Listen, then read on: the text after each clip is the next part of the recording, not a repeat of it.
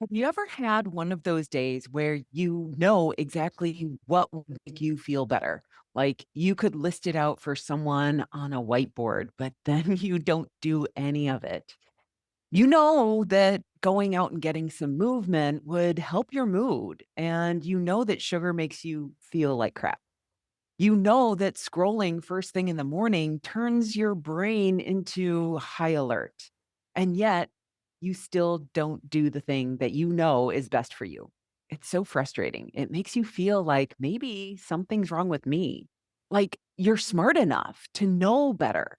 Now, if that sounds familiar, don't go anywhere today because what I'm about to share might just explain everything, and guess what? It's not about willpower, motivation, or getting your mindset right. It's about how your brain actually works.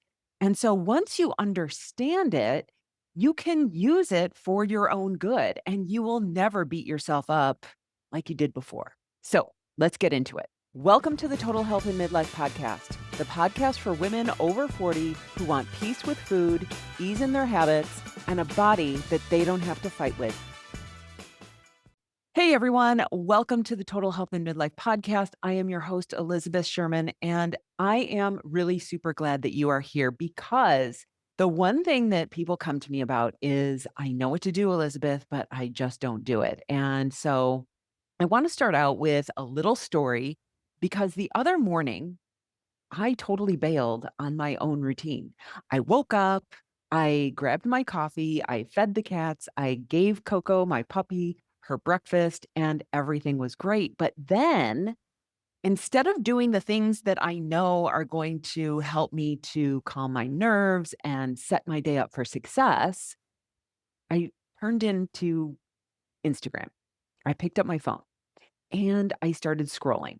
And not because of anything that I was expecting, not an urgent message, not anything, but I just didn't have a plan. And it was the dopamine rush, habit, wanting to check out, whatever it is. And of course, the rest of my day, I just felt off. I was distracted. I was edgy. I just was on high alert. I couldn't focus. And by 3 PM, I was completely frazzled and I didn't even remember like what I had done that day. Now, here's the thing. I know better. I teach this stuff. I designed my morning routine because I know what happens when I don't do it. So, why didn't I follow it?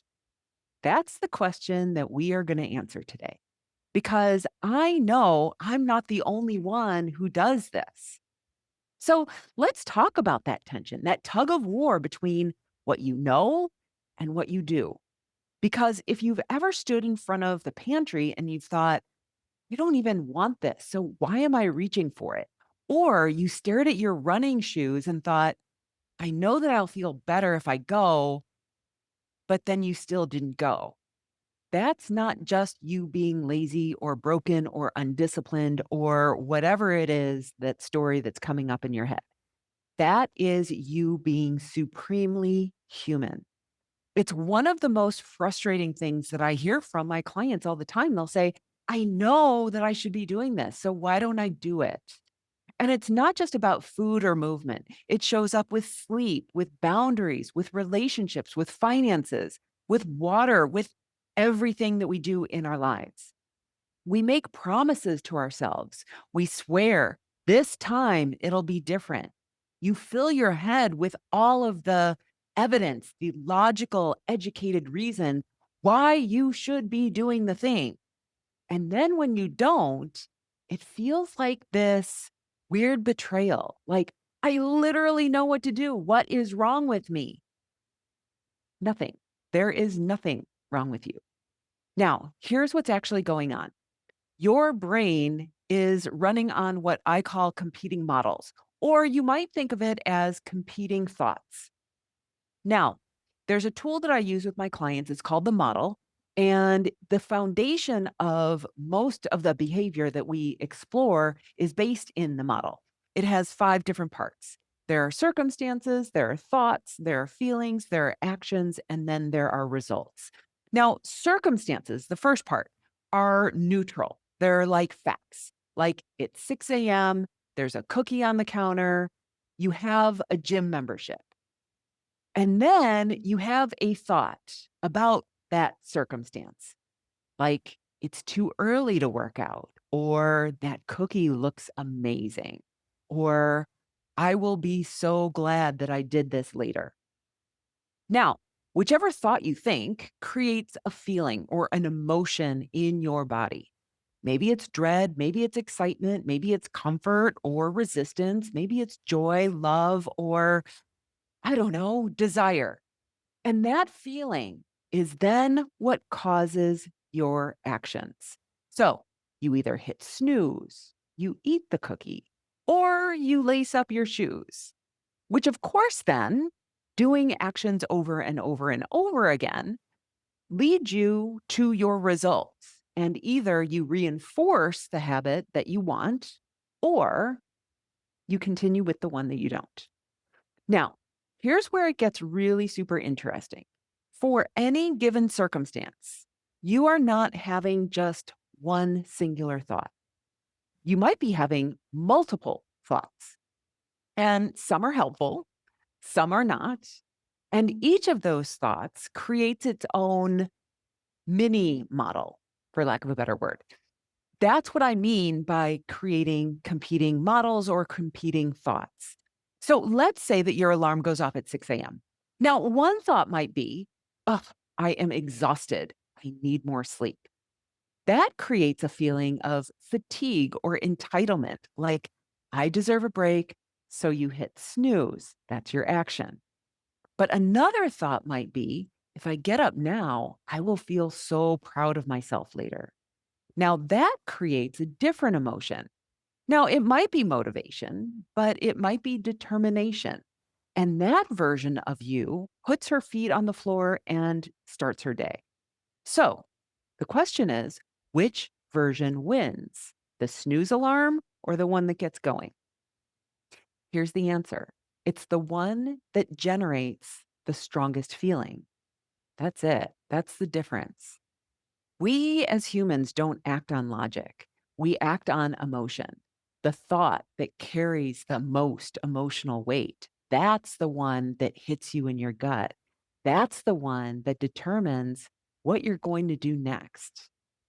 And that can be exhausting because it's not a lack of information that's actually keeping you stuck. It's not a moral failure or a willpower issue. It's that your thoughts are fighting with one another.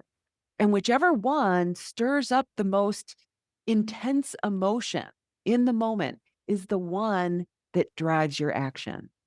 And once you're able to see this, it completely changes everything because now you can start to evaluate that. You stop being confused and you stop being helpless. You're just caught between two thoughts. And that's something that we can work with. So let me say this clearly. Your brain isn't broken. In fact, your brain is doing exactly what it was designed to do. It was designed to protect you, to conserve energy, and to go after things that feel good. It is running beautifully, predictably, and brilliantly. But sometimes that brilliance works against the version of you who wants to feel good in her skin, who wants to get stronger, sleep better, have more energy, and be more present in her life. So let's go back to that 6 a.m. alarm. The circumstance is the same, but the thought that you have about it, that determines everything. So if you think, I should get up and move my body, that might generate a feeling like responsibility or motivation. And if that feeling is then strong enough, it might get you out of bed. But if the louder thought is, oh, it's already 6 a.m., I am so tired. I can't do this today.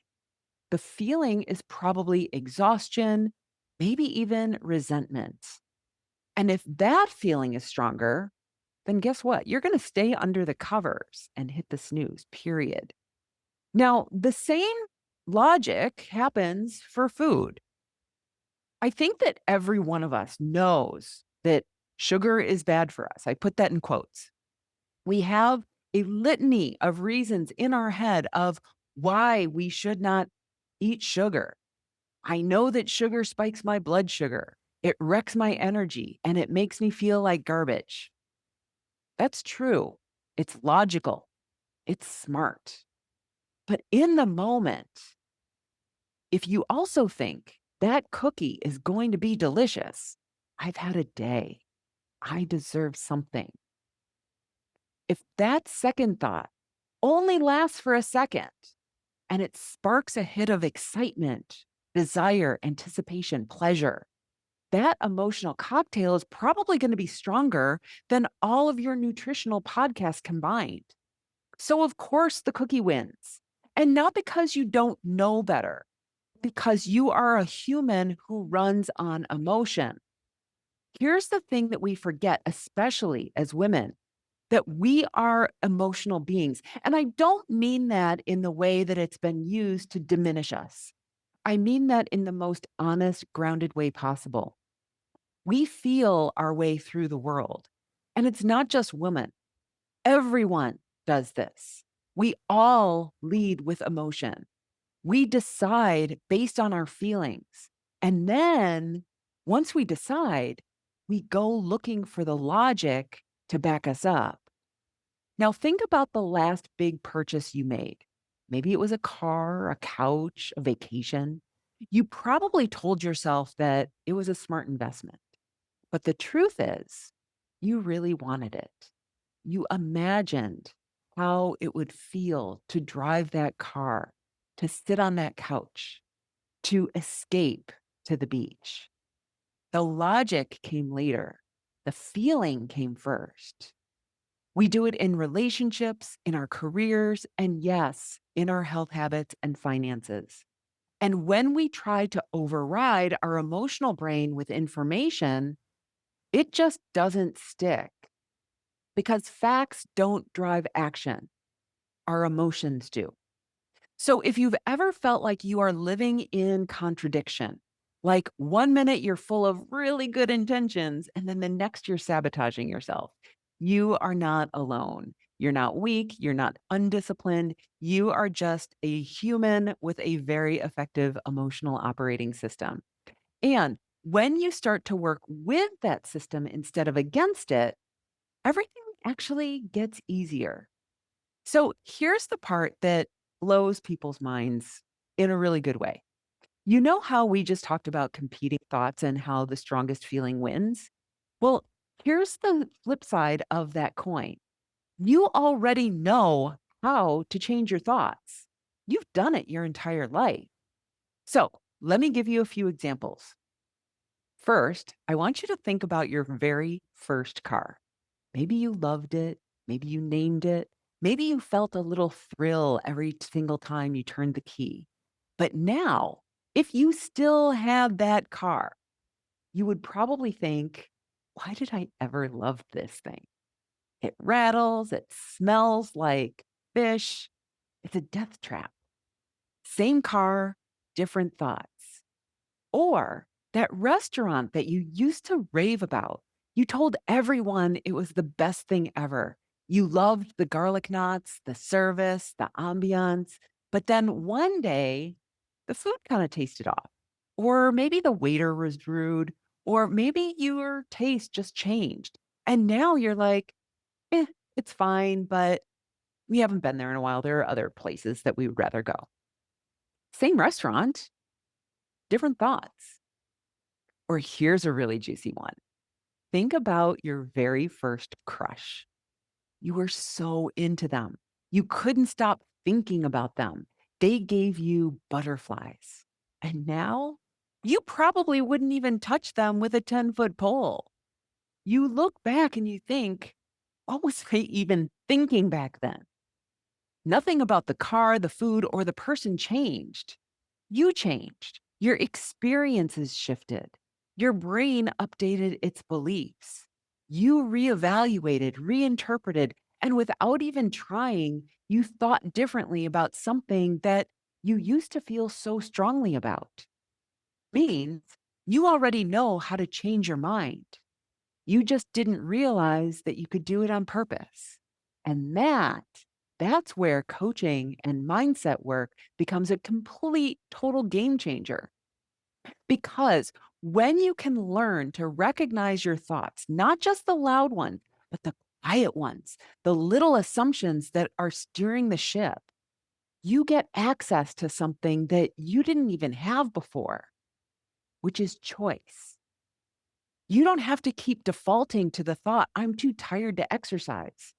You can actually start building the thought, this walk will give me energy. Or, yeah, I know that I'm too tired right now, but it'll make me feel better. You don't have to keep believing, I can't resist sugar.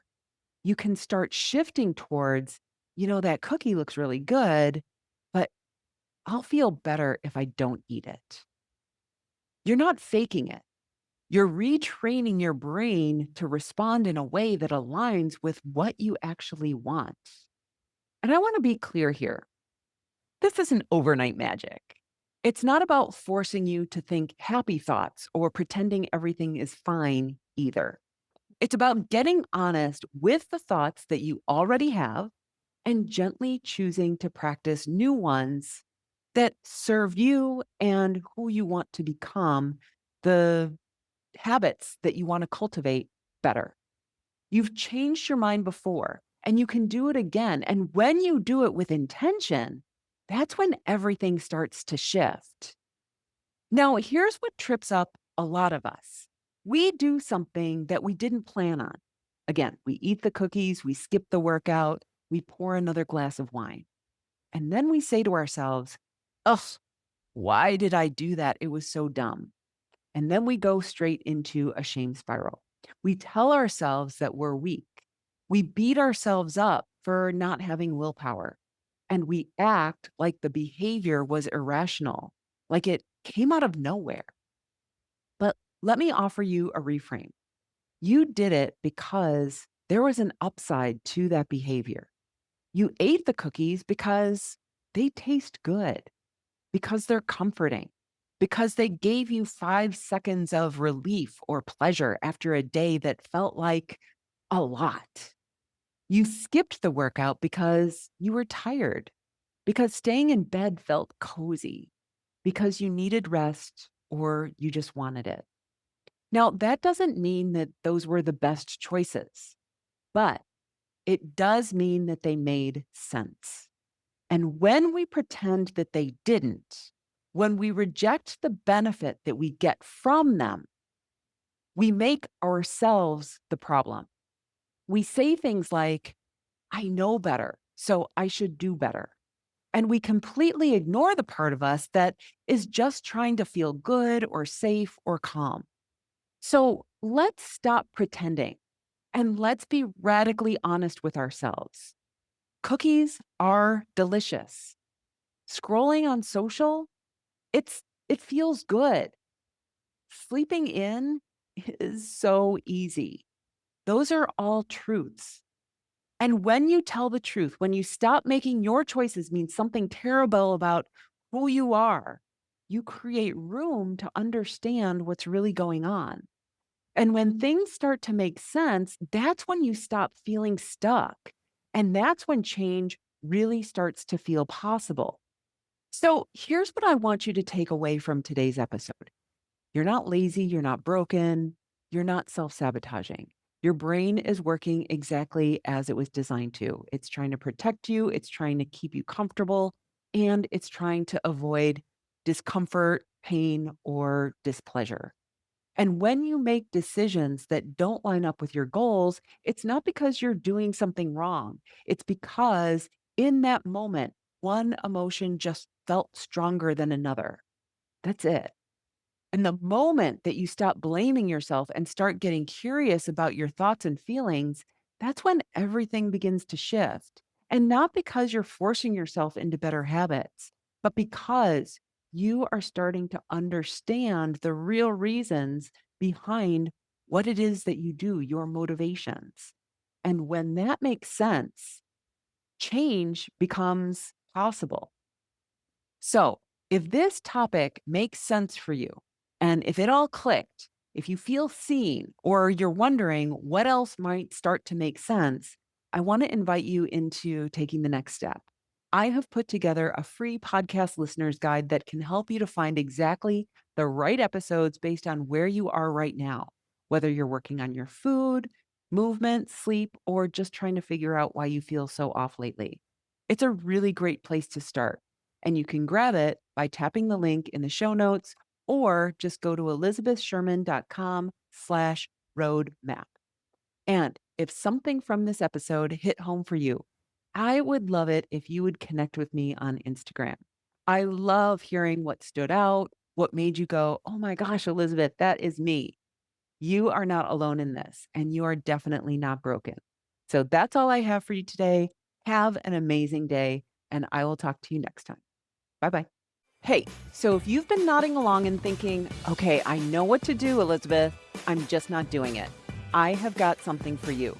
It's my free podcast listener's guide.